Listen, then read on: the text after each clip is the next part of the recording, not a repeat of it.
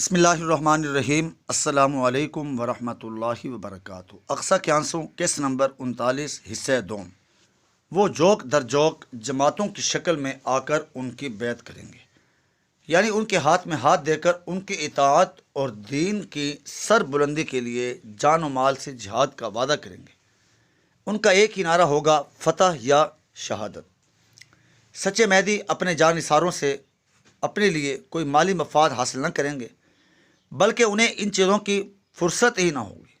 وہ تو فوراً ہی ایسے مارکوں میں کود پڑیں گے جو انتہائی خون ریز اور مردانگی کا امتحان ہوں گے۔ سارا عالم ان سے جنگ پر قبر بستہ ہوگا، اور وہ اپنے مجاہد ساتھیوں کے ساتھ پورے عالم پر غلبہ اسلام کے لیے میدان میں نکل آئیں گے۔ مختصر سے عرصے میں وہ جزیرۃ العرب کے کچھ عرب مسلمانوں سے، فارس کے کچھ فارسی مسلمانوں سے، لادین ترکوں سے، یورپ کے عیسائیوں سے، خوزستان اور کرمان یعنی موجودہ روس کے کمیونسٹوں سے، اور آخر میں یہودیوں یعنی امریکہ اور اسرائیل سے جہاد کریں گے۔ اور ان سب جنگوں میں اللہ رب العالمین کے حکم سے ان کے مجاہدین کو فتح ہوگی۔ اللہ کے دین کا ہر سو بول بالا ہوگا، اور اسلام کو پورے کرۂ ارض پر وہ عروج نصیب ہوگا جس کی عرصہ سے مسلمان تمنا کرتے چلے آئے ہوں گے۔ جو مسلمان اس نیک بختی میں سے کچھ حصہ حاصل کرنا چاہتا ہے، اسے چاہیے گناہوں سے توبہ کرے، حب جا اور حب مال سے پیچھا چھڑائے، اور خود کو اور اپنی اولاد اور متعلقین کو خون ریز مارکوں میں مسلمانوں کی حمایت کے لیے جہاد کی بہترین تربیت دے کر تیار کرے۔ حضرت مہدی کے بارے میں یہ چند باتیں 50 سے زائد ان احادیث اور 1.5 درجن سے زائد ان کتب کا خلاصہ اور مصداق ہیں جو ان کے بارے میں لکھی گئی ہیں۔ انہیں نقل کرنے کی غرض یہ ہے کہ حضرت مہدی کا مقصد ظہور جہاد کے ذریعے اسلام کا غلبہ ہوگا۔ جو شخص مہدی ہونے کا دعویٰ کرے اور شعبدوں کے ذریعے جہاد کے علاوہ کسی اور بات پر لوگوں کو جمع کرے، یا اپنی کرشماتی شخصیت جتا کر لوگوں کی عقیدت کا رخ دین کے بجائے اپنی ذات کی طرف موڑے، وہ کذاب اکبر ہے۔ اور جو شخص عالم اسلام کے رہنماؤں سے بیزار ہو کر اسلام کے غلبے کے لیے کسی قائد کی خواہش رکھتا ہے، اسے چاہیے کہ اپنے عقائد و اعمال کی اصلاح کرے، جہاد سے وابستہ رہے، اپنے نثروں میں اس مبارک فریضے کو زندہ کرے۔ انشاءاللہ ان فضائل سے کسی نہ کسی حد تک حصہ پالے گا۔ جو حضرت مہدی کے ساتھ مل کر دجال اکبر سے لڑنے والے مجاہدین کو حاصل ہوں گے۔ مہدی منتظر کے ظہور کی پاس قوت عمل اور جد و جہد کو معطل چھوڑ کر آسمان کی سمت نظریں لگانے اور کسی خود رو انقلاب کے انتظار میں دنیا پرستی میں لگے رہنے کا بہانہ نہیں۔ یہ تو جد و جہد پر استقامت اور آخرت کی تیاری کی ترغیب ہے۔ اب ہم اس بات کی طرف لوٹ چلتے ہیں جس سے گفتگو کا آغاز کیا تھا۔ اللہ رب العزت کی عادت مبارکہ ہے کہ نیکی یا بدی کے اجر یا سزا کو اس کے مشابہ بناتے ہیں، تاکہ ان کا انعام بندے کی قربانی اور اثار کے مطابق ہو جائے۔ نواسۂ رسول حضرت حسن رضی اللہ عنہ وارضاہ نے امت کو ایک مرکز پر جمع کرنے کے لیے بے مثال تواضع اور ایثار کا مظاہرہ کرتے ہوئے حضرت معاویہ رضی اللہ تعالی عنہ کے حق میں خلافت سے دستبرداری کا اعلان کر دیا تھا، اور ان کے ہاتھ پر بیعت کر لی تھی۔ ان کا یہ عمل امت کی وحدت کے لیے انجام دیا گیا عظیم الشان کارنامہ ہے، جس کے نتیجے میں بہت سی قیمتی جانیں، اموال، اوقات اور وسائل بچ گئے، اور اسلام اور مسلمانوں کے فائدے میں استعمال ہوئے۔ علامہ ابن القیم رحمہ اللہ لکھتے ہیں کہ اللہ تعالیٰ نے ان کو اس کا یہ صلہ دیا کہ ان کی اولاد میں سے ایسے شخص کو پیدا کریں گے جس کی قیادت میں امت ایک جھنڈے تلے جمع ہو جائے گی۔ اس کے ذریعے پورے کرۂ ارض پر نظام خلافت قائم ہوگا، اور امت میں ایسا اتحاد و اتفاق دیکھنے میں آئے گا جو بے مثال اور عظیم النظر ہوگا۔ دوسری مثال حضرت عیسیٰ روح اللہ علیہ السلام کی ان کے خلاف یہود نے جو حاملین کتاب اللہ تھے بغاوت پر کمر باندھ لی، ان کی والدہ پر عظیم بہتان باندھا اور ان پر جھوٹے الزامات لگا کر اور جھوٹی گواہیاں دلوا کر انہیں قتل کرنے کی کوشش کی۔ ان کے دور میں یہودیوں کے 3 طبقات ہو گئے تھے، یعنی ہم میں سے ہر ایک اپنے گریبان میں جھانکے، کہیں وہ اس طرح کے کسی ایک طبقے میں سے تو نہیں۔ حدیث شریف میں آتا ہے کہ تم لوگ پچھلوں کی ہو بہو پیروی کرو گے۔ ایک طبقہ دین میں تحریف کر رہا تھا، یعنی جیسے آج کل کے مغرب زدہ سکالروں کی اسلامائزیشن کی تحریک انہی فریسی کہتے ہیں۔ دوسرا خود کو دین سے آزاد کر چکا تھا، جسے آج کل کا خوشحال طبقہ ہائی سوسائٹی کے افراد، یہ سن ہیدرن کہلاتے تھے۔ اور تیسرا طبقہ اسین نامی تھا، جو انتہائی متشدد اور شدت پرست تھا۔ یہ جاہل اور متشدد رہبان پر مشتمل تھا، جس سے آج کل کے علماء سو ہوتے ہیں۔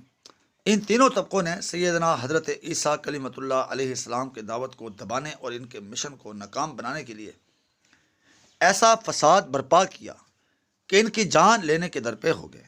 بالآخر اللہ تعالیٰ نے اپنے نبی کو محفوظ و مامون بچا کر زندہ آسمانوں پر اٹھا لیا، اور آخرت کے قریب جب ان کے یہی دشمن اپنے عالمی لیڈر دجال اکبر کی قیادت میں فلسطین میں جمع ہوں گے تو انہیں آسمان سے واپس اتار دیا جائے گا، تاکہ دجال ان کے ہاتھ سے اور اس کے چیلے چانٹے اسلامی لشکر میں شامل مجاہدین کے ہاتھوں اپنے انجام کو پہنچیں۔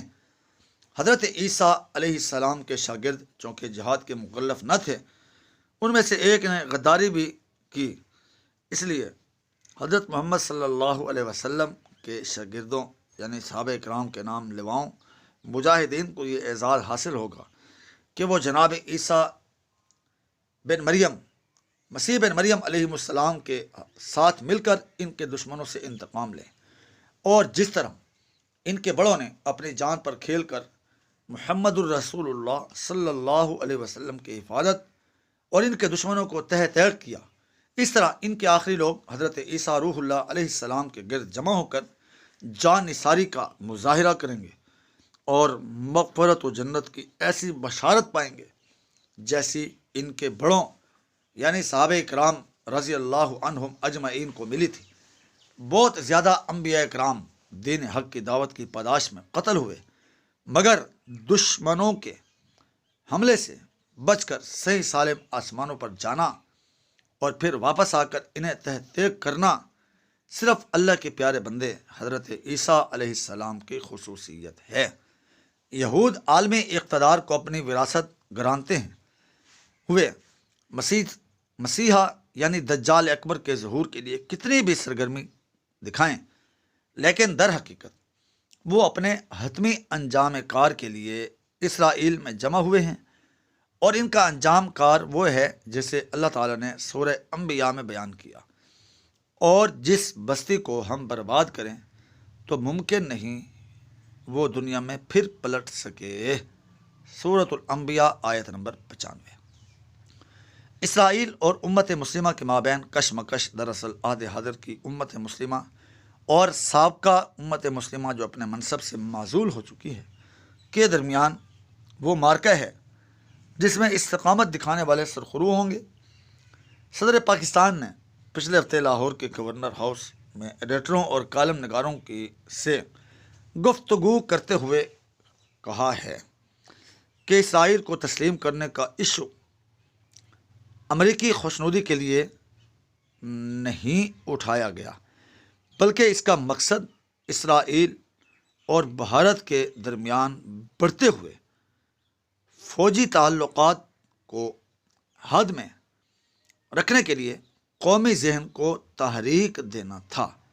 یہ تحریک انتہائی عجیب و غریب ہے۔ جب یہود نے میثاق مدینہ کے عنوان سے عہد و پیمان کر لینے کے باوجود جناب نبی اکرم صلی اللہ علیہ وآلہ وسلم اور اسلامی ریاست سے غداری کی، ان کے دشمنوں کو اکٹھا کر کے ان پر چڑھایا، تو وہ آج ہماری طرف سے اسے یک طرفہ تسلیم کرنے سے ہمیں کس طرح بخشے اور ہمارے دشمنوں سے تعلقات کم کرنے پہ راضی ہو جائیں گے۔ ہم نے خود کو امریکہ کا بااعتماد حلیف ثابت کرنے کے لیے کیا نہیں کیا؟ کیا اس نے بھارت سے فوجی تعلقات کم، ان قادیانی بھائیوں اور آغا خانی ایجنٹوں کو واپس بلا لے گا جو اس نے اپنے ہاں پال کر مارے، یہاں چھوڑ رکھے ہیں؟ خدا را اے اہل فکر نظر، اے اہل حل و عقد، اس بات کو سمجھیے کہ یہود کا علاج بالمثل نہیں بے ضد ہوتا ہے۔ صورتحال یہ ہے کہ یہودی باقی تمام انسانیت کو گویم ور جنٹائل کا نام دیتے ہیں، یعنی انسان نما جانور۔ وہ پوری دنیا پر براہ راست اقتدار چاہتے ہیں۔ ان کے اس عالمی حکمرانی کے منصوبے کے خد و خال دیکھنا چاہیں تو اسرائیل کی سرکاری ویب سائٹ ٹیمپل ماؤنٹ فروج ملاحظہ کریں۔ اس سے معلوم ہوتا ہے کہ پاکستان سے خود کو تسلیم کروانا ان کے مرحلہ وار منصوبے کا حصہ ہے۔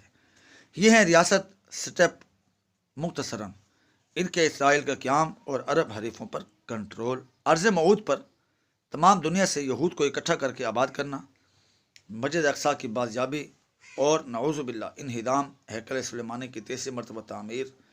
پہلی دو مرتبہ اسے یہود کے دشمنوں نے ڈھا دیا تھا۔ آخری مرحلہ اسرائیل کے مسیحا اور عالمی بادشاہ مسیح ابن داود کی آمد اور اس کے عالمی سلطنت کا قیام۔ اسرائیلی قوم در حقیقت خدا کی واحد موعود قوم ہونے کی دعوے دار ہے، جبکہ پاکستانی قوم کو اللہ رب العزت نے قیام پاکستان سے لے کر خون ریز جنگوں اور ایٹمی دھماکوں تک خصوصی تائید سے نوازا ہے، اور یہ اس وقت روئے زمین پر اسرائیل کا واحد مد مقابل ہے۔ گویا کہ یہ قدرت کا انتخاب ہے۔ اسے قدرت نے روز اول سے دشمن کی آنکھ میں آنکھ ڈال کر جینے کا موقع دے کر جذبہ جہاد کی حرارت عطا فرمائی ہے، جو مسلمان کی آبرو اور تکریم کی ضامن ہے۔ ہمیں اس نعمت عظمیٰ کی قدر کرنی چاہیے اور اپنی کام نگاہی اور کوتاہ بینی سے اس کی ناشکری نہ کرنی چاہیے کہ قانون ربانی ہے کہ نیکی کا اجر اور بدی کی سزا اس سے ملتی جلتی ملتی ہے۔ اے میرے عزیز ہم وطنو، آؤ اس یوم آزادی پر عہد کریں کہ اس وطن کی تعمیر کریں گے اور اپنے اور سارے دنیا کے مسلمانوں کی آزادی کے لیے جد و جہد کریں گے۔ ان پر غلامی مسلط کرنے والوں کے لیے نرم گوشہ رکھنے کے بجائے انہیں اس انجام تک پہنچائیں گے جس تک انہیں پہنچانے کے لیے خدا نے ہمیں منتخب کیا ہے۔ جاری ہے۔